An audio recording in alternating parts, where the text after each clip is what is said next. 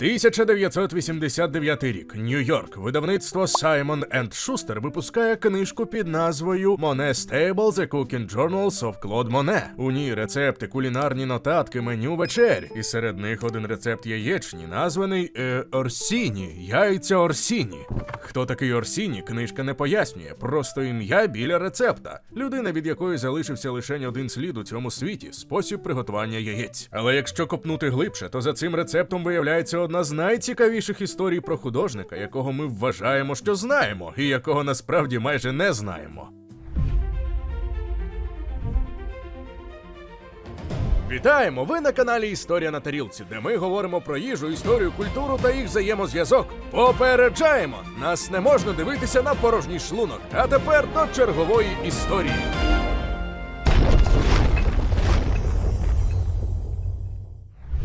Клод Моне – це ім'я відоме усім. Латаття, імпресіонізм, розмиті відблиски світла на воді. Людина, яка написала понад 300 картин своїм садовим ставком і стала однією з найвизначніших постатей у мистецтві 19-го сторіччя. Та є одна деталь, про яку зазвичай не згадують у підручниках із мистецтва. Моне казав, що має два справжні таланти – живопис і садівництво. Але мав він і третій – кулінарію. Зараз про це й розповімо.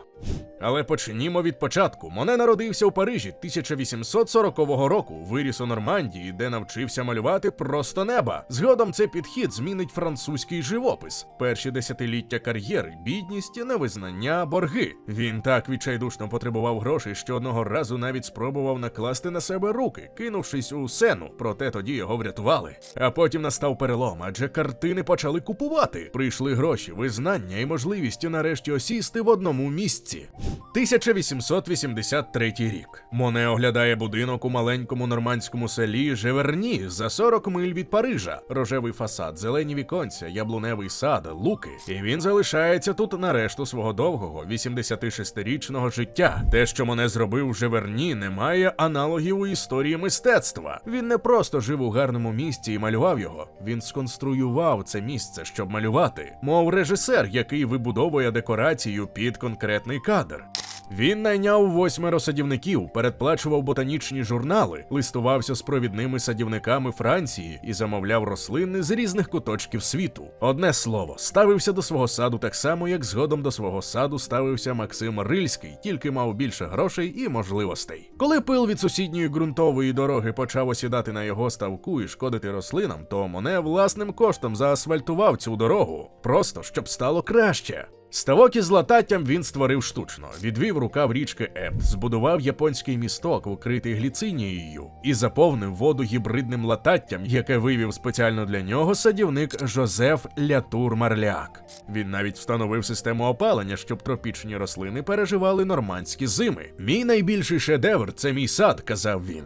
І малював його 30 років. Понад 300 полотен, тільки латаття, у різний час доби, у різні пори року, за різного освітлення. Під старість, коли катаракта вже майже позбавила його зору, він продовжував малювати. Тоді Моне вже орієнтувався радше за кольором туб, аніж за тим, що бачили очі. Та поруч із садом і майстерною Моне мав іще одне місце, яке цікавило його не менше – жовту їдальню. Великий стіл, вікна на сад, стіни вкриті японськими гравюрами з його знаменитої колекції. Моне збирав японські естампи так само пристрасно, як малював. У нього їх було понад 250. Меблі він теж пофарбував у жовтий. На початку 20-го сторіччя це вважали проявом радикального смаку. За столом у Моне вважав собі за честь пообідати будь-який художник, письменник або критик епохи. Ренуар, Сіслей, Сезанн, Берта Морізо, Роден, Октав Мірбо, письменник Гі де Мопассан, критик Теодор Дюре, торговець мистецтвом Поль Дюран-Рюель, завдяки якому імпресіоністи нарешті почали заробляти. Але запрошення до жовтої їдальні треба було заслужити. Моне мав правило, яке сприймали цілком серйозно. Той, хто не поділяє його пристрасті до їжі, в гостях небажаний. Гарна картина і погана трапеза для нього не могли існувати в одному місці. Він не просто любив їсти, він любив готувати і знав кухню зсередини. Він вимагав від свого кухаря неухильного дотримання стандартів, спаржу подавати трішки недовареною, салат заправляти щедрою кількістю перцю, страву виносити точно за розкладом, насолодом і жодної хвилини затримки. Він сам малював ескізи посуду для сімейних трапез і замовляв спеціальні сервізи – жовто-блакитні до кольору їдальні. Моне вирощував овочі на гектарі свого городу – цукіні, помідори, редис, цибулю, шалот, брюссельську капусту, спаржу, розмарин, м'яту. З Італії привіз насіння цукіні, якого тоді ще майже не знали у Франції. На Різдво замовляв із Парижа банани для морозива. Наприкінці 19-го сторіччя це було справжньою екзотикою. Риба походила просто з його ставка. М'ясо дичини тільки з полювання, бо він вважав одомашнених тварин менш смачними. Обід у Живерні починався з супу, потім суфле або що. Далі основна страва – салат, сир. Десерти, компот, пироги, печиво подавали на ланч, а залишки під час вечері. Він провадив кулінарні нотатки, записував рецепти, отримані від гостей і кухарів, фіксував меню вдалих вечер, занотовував прийоми і спостереження. Цей щоденник існував і після його смерті 1926 року. Переходив від рук до рук і зрештою став основою книжки, виданої 1989 року.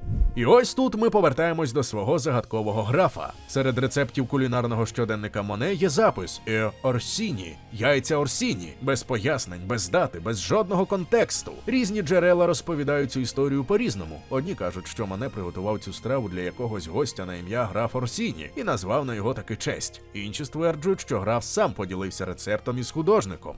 Але обидві версії збігаються в одному. Між Моне і якимось Орсіні існував зв'язок. Прізвище Орсіні – одне з найдавніших і найзнатніших у Італії. Цей рід дав Ватикану 3 пап і 34 кардиналів. Його сліди йдуть у глибину середньовіччя. Проте конкретного Орсіні, за легендою блискучого мецената паризької богеми кінця 19-го, початку 20-го сторіччя, в жодному надійному документальному джерелі відстежити не вдається. Він залишається тінню при рецепті. Можливо, це і є найправдивіша версія. Людина приходила до жовтої їдальні, їла і розмовляла, а Моне занотовував або страву, яку для неї готував, або рецепт, про який від неї дізнавався. Та сама людина, хай би ким вона не була, розчинилася в часі, мов образ на імпресіоністичному полотні. Залишився лише спосіб приготування яєць.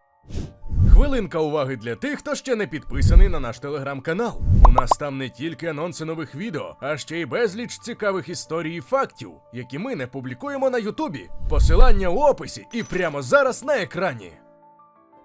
А страва справді незвична. Яйця відокремлюють, білки збивають з дрібкою солі до густої щільної піни. Це майже справжня меренга. На пергаменті викладають гірку з білків, роблять у центрі заглиблення і присипають тертим пармезаном або грюєром. Ставлять у піч на 5 хвилин. Білки злегка підрум'янюються і стають схожими на хмарку. Дістають, акуратно кладуть у заглиблення жовток і запікають ще 3 хвилини. Саме стільки, щоб жовток прогрівся, проте залишився рідким. Результат – щось між суфле і яєчною. Білок повітряний і легкий, жовток тягнеться, сирна скоринка згори. Кажуть, що коли Моне уперше побачив готову страву і побачив цю пишну білу хмарку з жовтим жовтком посередині, то зразу подумав про свій ставок. Ті самі кольори, та сама легкість, те саме відчуття чогось плинного, чого ніяк не вдається схопити. Латаття на воді. Чи правда це, ніхто вже не знає, утім образ надто гарний, щоб від нього відмовлятися. Моне Стейбл Клер Жуає вийшла друком 1989 року і виявилась цікавим документом епохи. Не просто збіркою рецептів, а вікном у повсякденне життя людини, яку ми звикли бачити лише крізь призму її картин.